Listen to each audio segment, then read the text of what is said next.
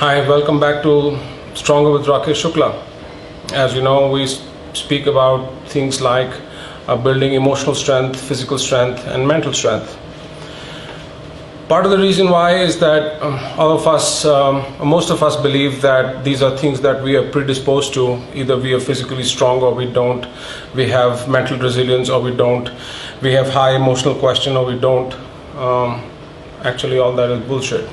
Most of these things can be learned. Some people have it, great. If you don't have it, you can have it. That's the whole idea of this whole communication. Today we're going to talk about emotional exhaustion. I've written about stress before. You can read it in one of the links below here. We've spoken about the feeling of loneliness a few days back. You can watch that video and get an idea about what I was speaking about there. But emotional exhaustion is when you feel so overwhelmed that you are tired mentally, you're just exhausted. A lot of that has got to do with overwork. You are sometimes overworked with work, you are overworked at home. So you have a 16-18 hour work day, you take care of stuff at home, you take care of stuff at work, and there's just no time for yourself. You can feel overwhelmed and just exhausted, and it's very close to loneliness. It's a real cause for loneliness that I spoke about earlier, and that's why I'm having this conversation, because it's very connected closely to loneliness. One of the other reasons that causes emotional exhaustion is conflict.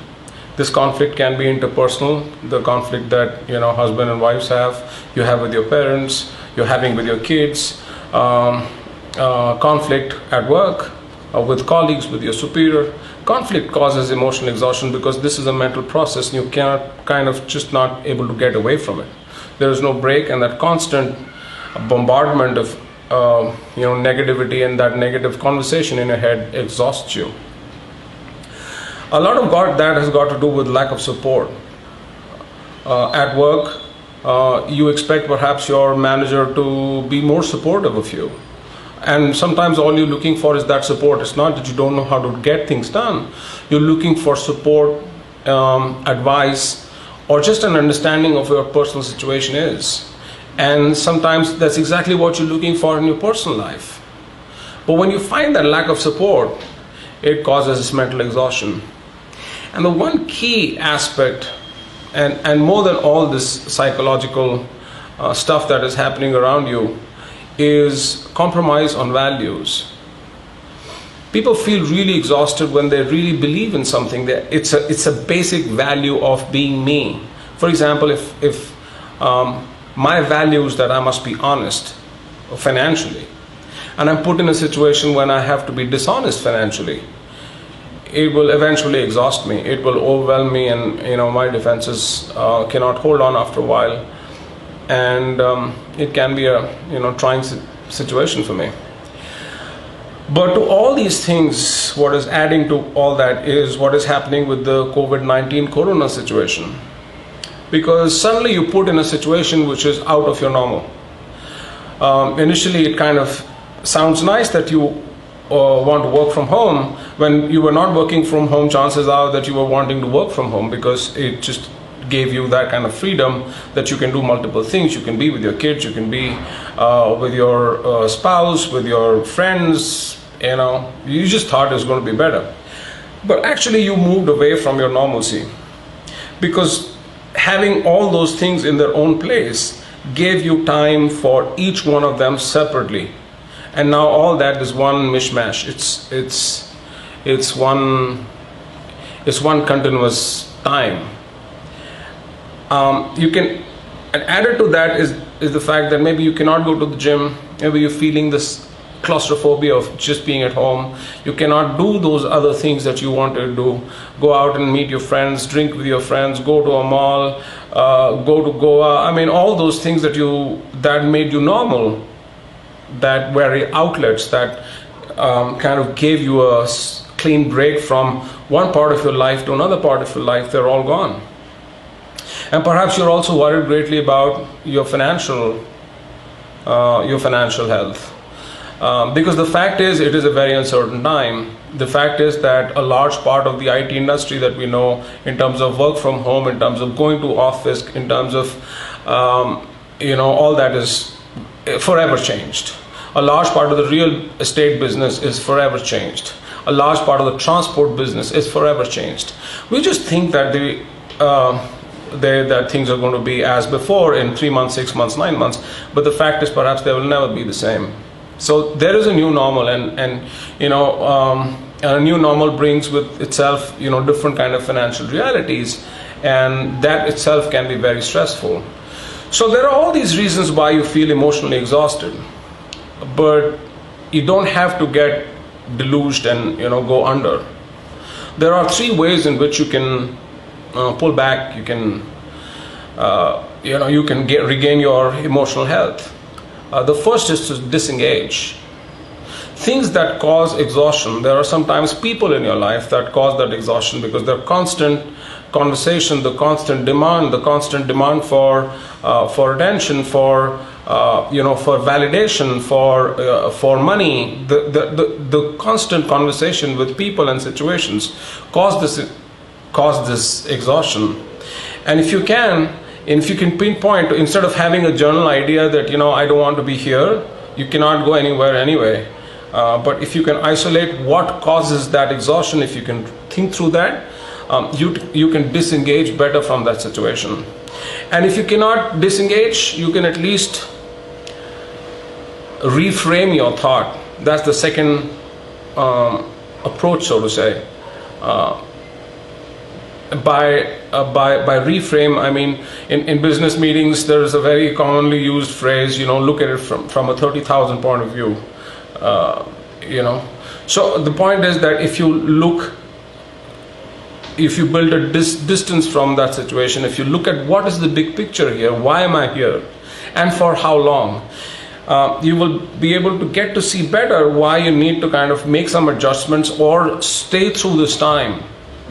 Somehow the pain and the hurt and this disengagement, this exhaustion becomes less prominent as you see why you have to be in this situation. And I've been in a situation like that for a very, very long time. I've spent years being in and out of police stations and courts and being financially completely spent, and millions of dollars of debt. I mean, no employees, no.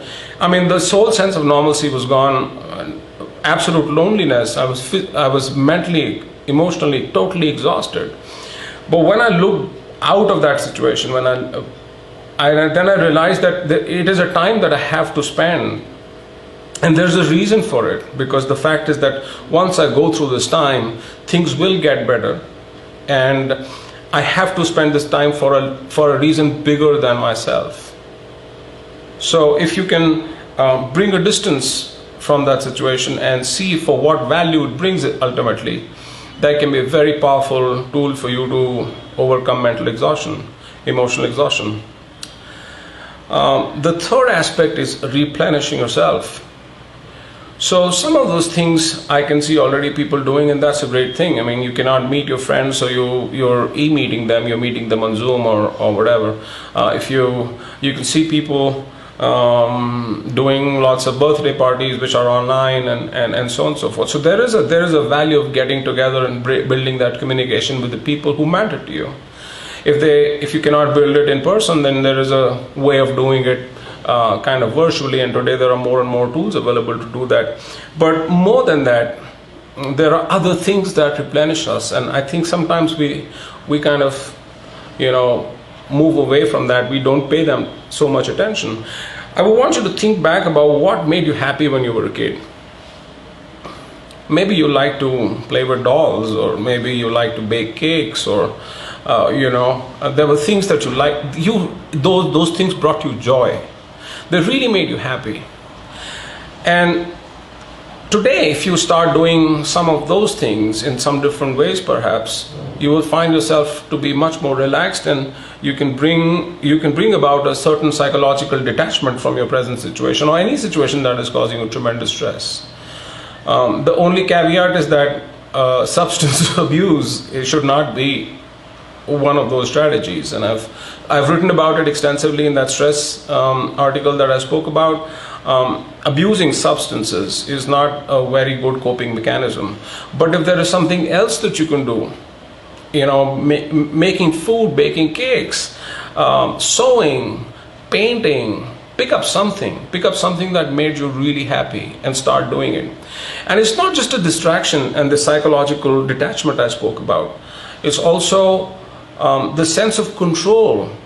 A lot of this emotional stress and emotional exhaustion comes from the fact that you do not have control over your life, because you don't have control that you used to have. You could go to work and people would respect you or talk to you because you were the boss, you were the manager, you were the CEO of the company, you were you were a store manager, you were doing something. People saw you as that, and now that whole reference of me is gone.